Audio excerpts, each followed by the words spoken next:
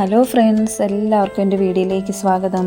ഇന്ന് ഞാൻ വന്നിരിക്കുന്നത് കുട്ടികൾക്കൊക്കെ ചപ്പാത്തി കഴിക്കാൻ മടിയുള്ളവർക്ക് ഇടയ്ക്ക് വെറൈറ്റിയായി ഇങ്ങനെയൊക്കെ ഉണ്ടാക്കി കൊടുക്കുകയാണെങ്കിൽ അവർ മടി കൂടാതെ കഴിക്കുന്ന ഒരു റെസിപ്പിയുമായിട്ടാണ് വന്നിരിക്കുന്നത്.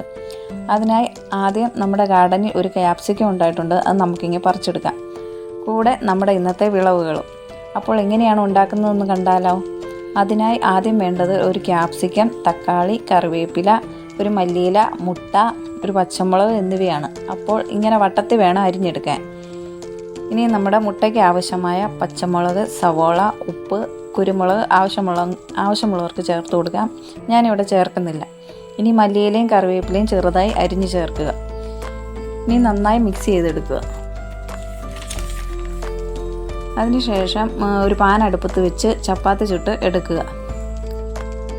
അത് കഴിഞ്ഞ് അല്പം നെയ്യോ എണ്ണയോ തൂത്ത് വട്ടത്തിൽ അരിഞ്ഞെടുത്ത ക്യാപ്സിക്കവും തക്കാളി ഇതുപോലെ പാനിൽ നിരത്തി വയ്ക്കുക.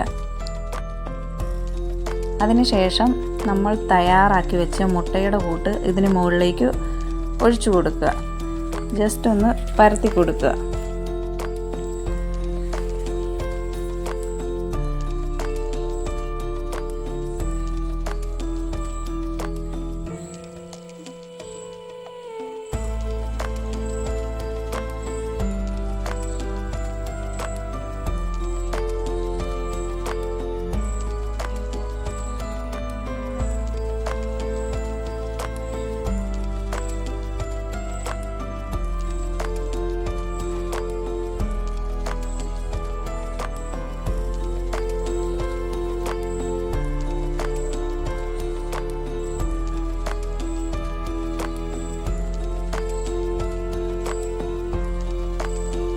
അത് കഴിഞ്ഞ് നമ്മൾ തയ്യാറാക്കി വെച്ചിരിക്കുന്ന ചപ്പാത്തി ഇതിന് മുകളിൽ വെച്ച് ജസ്റ്റ് ഒന്ന് പ്രസ് ചെയ്ത് കൊടുക്കുക.